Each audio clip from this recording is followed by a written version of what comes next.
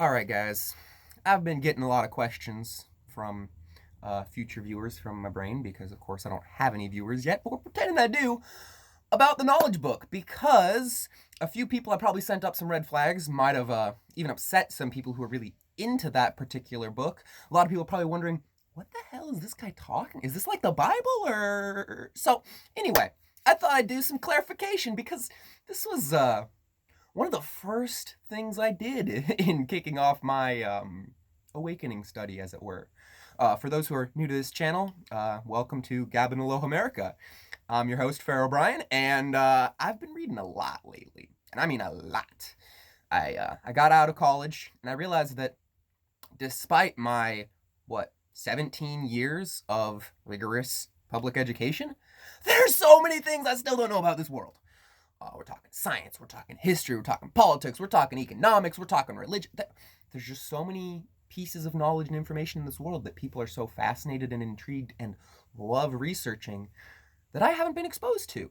And I can travel all I want. I did travel for quite a while because that was just an awesome, excellent, wonderful, eye-opening experience in and of itself. And I think, being called to do that from the universal energies. It's hard to say because I wasn't as tuned in back then, but I definitely felt compelled to explore and broaden. I just didn't realize where I was being compelled to explore and broaden. So I went physically, and I realized that what I was seeking, I couldn't find in the physical world. I needed to do some knowledge research. And I so look forward to getting back into the travel grind because now I have so much more to share with the world. And I'll be able to interact so much better with those museums and learn so much more. It's going to be great. But anyway, the knowledge book. Big old purple book. 1,000-odd pages, gold leaf around the edges, really big font. It's definitely trying to be sort of a Bible for the 21st century, for the golden age, they call it. And, I'm kind of on the fence about how I feel about this whole book and movement. Because on the one hand, I recognize that there are these higher spiritual truths that have been missed in especially the Bible, but even to a certain degree I think the Quran. Not that it's not there, but I think it can be hard for people to access. I think that's true of the Bible too. I think there's a lot of holy inspiration inside the Bible encoded into things, but I think a lot of people kind of miss it. And that kind of gets back into the difference between dogma and spirituality. If you need to watch that, you can watch my previous video.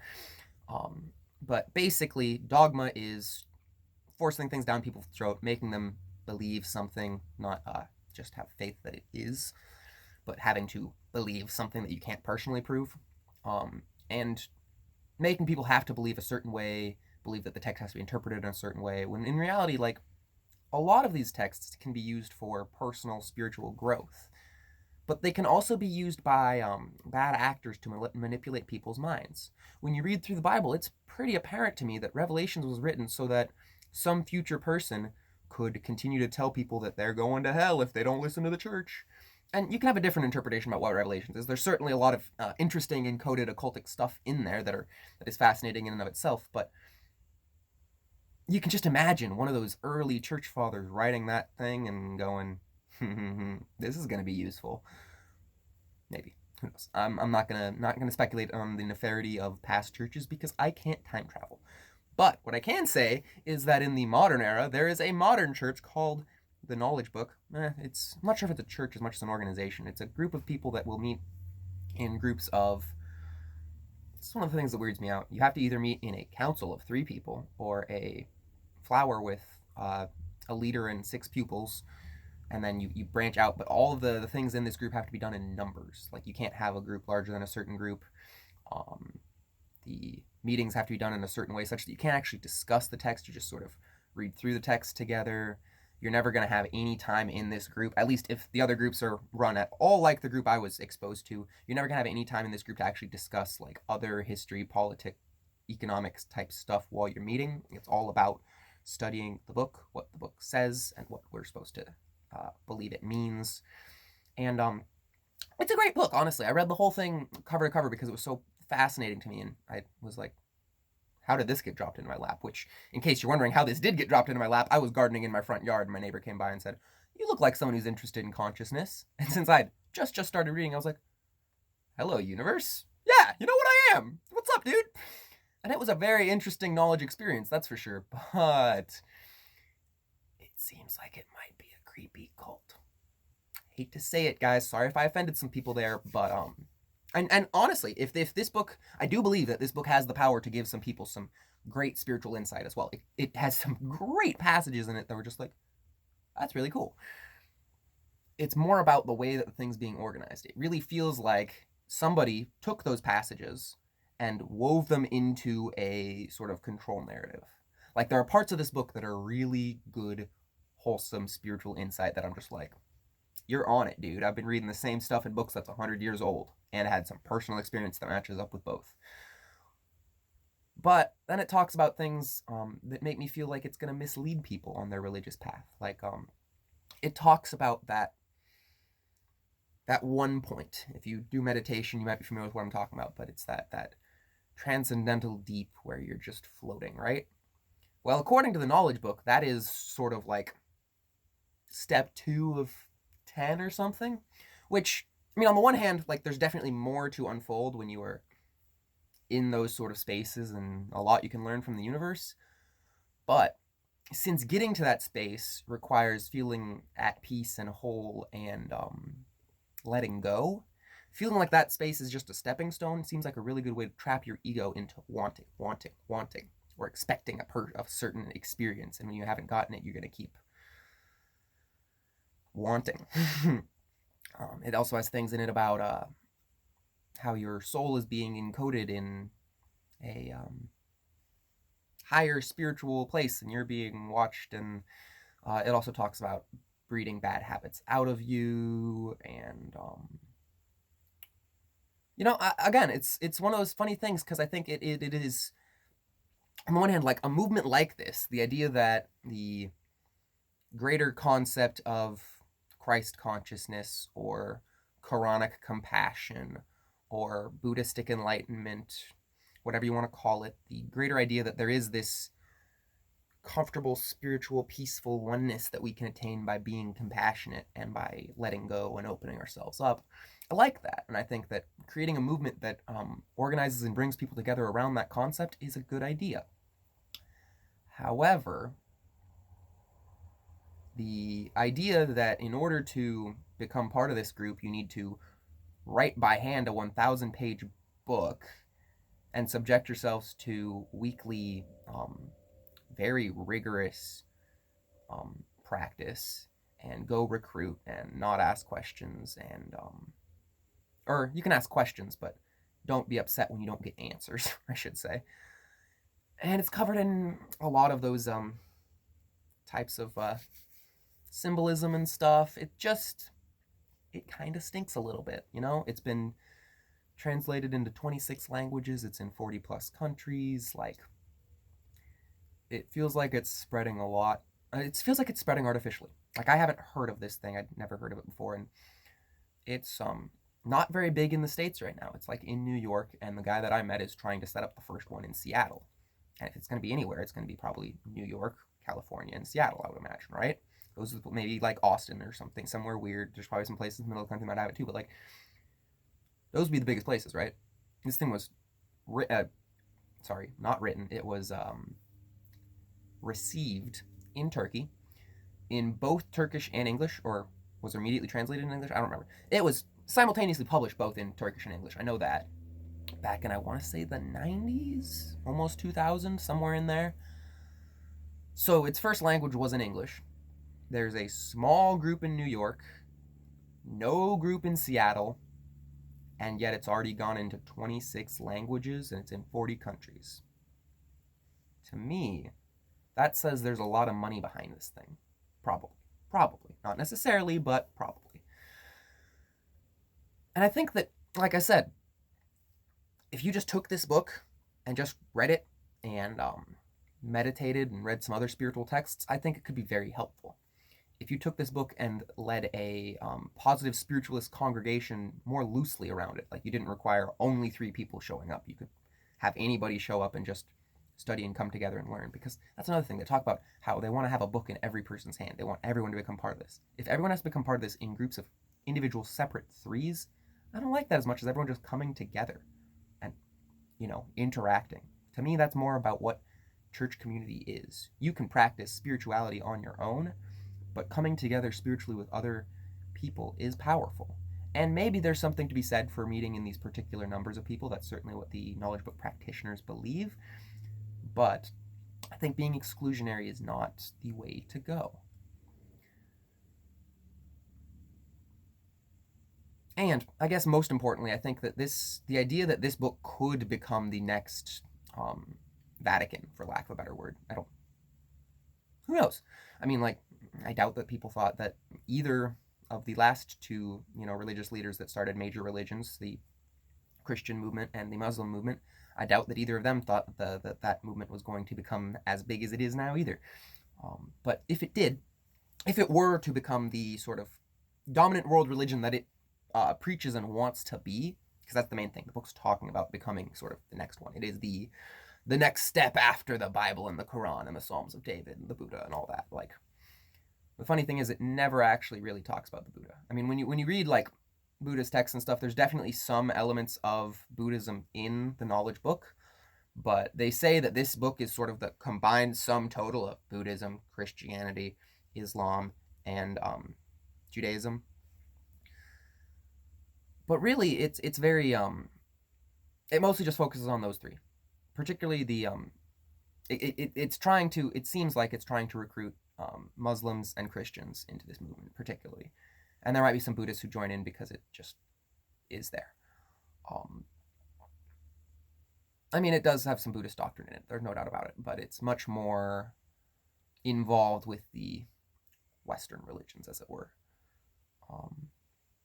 But if this movement were to take control of our world, to become sort of the next, this is how we as people, I mean, because right now we have the Christian groups that do that and call them the Family or whatever. If you haven't seen The Family on, I think it's Netflix, I recommend it. It's a very interesting documentary about the people who, or some people at least, who have a significant shaping of our politics. And it was very eye-opening for me. The clowns in America are a lot more involved than you might expect in religion. Actually, spying and religion have gone together for a very long time. I mean, when you think about confessionals, kind of makes some sense. Plus, they're one of the only people with, nationwide organization. So anyway, if the knowledge book were to become the next Vatican, for lack of a better word, maybe based out of New York, who knows? Or Turkey. You with me, guys? I don't know about that. If this were to become the next big thing, you could only join it. You could only be, they say, admitted behind the white walls. They also talk about some interesting things down in Antarctica and a tunnel through our planet. So, it's definitely a little bit out there in some ways, but there's definitely something in Antarctica. So who knows? Maybe they're actually on it on that one. Maybe everything in that book is 100% true, and it really was transmitted by benevolent extraterrestrials that just don't have a perfect grasp of what humans want to hear. Who knows? But hypothetically, this group takes global religious leadership roles. Yeah, you can only join by spending a year indoctrinating yourself with this group and writing the entire book by hand. Now, most rational, intelligent, logical beings are going to go, I don't need to write a spiritual book to gain its spiritual knowledge, and aren't going to bother with that. The people who are willing to put in all the effort to join the clergy, much as the people who are willing to put in all the effort to join the clergy in past epochs of history, are going to be willing to listen to basically whatever you tell them to do.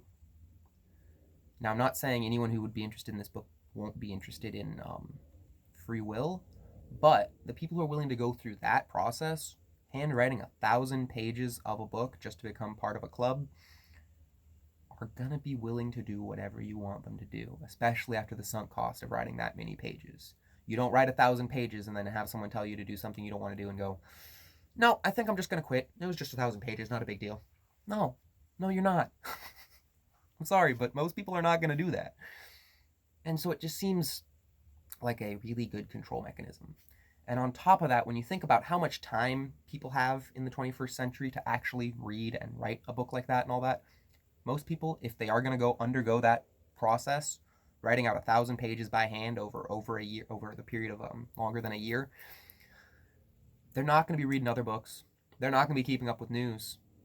They're going to be informed about the knowledge book, much like the Scientology cult has people who are only informed about Dianetics. So it just seems like if it is going to create what it wants to create, it's going to create it more like that creepy cult church and not like a true positive spiritualist humanitarian movement that, comes up from the ground in all directions and just agrees on compassion being the ruling force of our world. It seems very likely that there's going to be a leading group at the top of people who can only get in there by playing the game. Maybe that's just me. It might be great. Honestly, I mean, I really do feel like it kind of depends on where our world goes from here.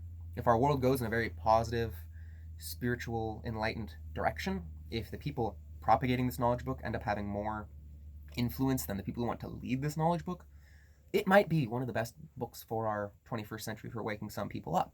Because there definitely are some people who are, very familiar with the Bible who are going to look at this and go, this feels like buried treasure. This feels like something my soul has been looking for a very long time. Thank you for sharing. And that's great. That is great. If it gives you spiritual progression, it is a book worth reading for you. My concern is with the movement. They talk about needing to join bank accounts with people. I don't remember. It's been a bit since I read it, but I feel like they talked about talked a lot about like the fundraising organization methods, and it felt like, if you could read between the lines of this book, if you understood the code of whatever they're communicating, because this book is kind of written with, there's weird capital letters in random places, like it's clear that there's more in this book than just what is in the plain text, kind of like the Bible has like scales and stuff encoded into it, if you're familiar with that. I'm not that familiar with it, but I know that it's there. It feels like there's a lot more encoded into this book than what you're going to get even the first 4 read-throughs. Like at a certain point in the group, someone's going to be like, yo dude, you just add 5 to everything and move switch these letters and do things and you're gonna get them. I don't know how it's gonna work, but it feels like there's something encoded in this book almost certainly that is sort of the Easter egg that you get after you've been in the group for 4 years or whatever. And when I've asked about that sort of stuff, they kind of hinted that I was on the right track, because they won't, when you ask a question, they won't confirm it, but they will tell you you're wrong when you're wrong. So they kind of do. But anyway, it felt like when you if you could read between these lines, that a lot of this book is just setting up like how you set up a web of secret society, people doing their thing, right? Like it just felt like there's bits where you're like, this doesn't have anything to do with spiritual growth or with like the physical setting up of my, groups of 3s and 6s and whatever, right? This feels like it has to do with some higher organization system that I'm just not quite grokking right now. And I think I'm onto something on that one, because like I said, there's a lot of this kind of imagery in it, and it feels like a good book to keep people doing this kind of thing. And with that, I'm basically running out of room on my memory card, so I'm going to post this up. Much love, guys. Thank you for listening. Hope you learned something. If you're into a knowledge book study group, please, I hope you don't take this too dishearteningly. Enjoy your studies. I hope they're going really well. But keep in mind that if you do progress in this group, please do write to me. I'd love to hear more about your experience within the group, because mine was somewhat limited, because at a certain point I realized I was going to need to, dive in with both feet into a cult that kind of wanted to control my life, and I wasn't interested in that. Because that's at least what my branch was. It might not be what your branch is. Your branch might just be a group of 6 people that just come together very compassionately and read books and talk about cool stuff. I don't know. So I'd love to hear your personal experience about it. Keep on going on that positive spirituality growth path if that's what you're doing. Awesome. I love it. Appreciate it.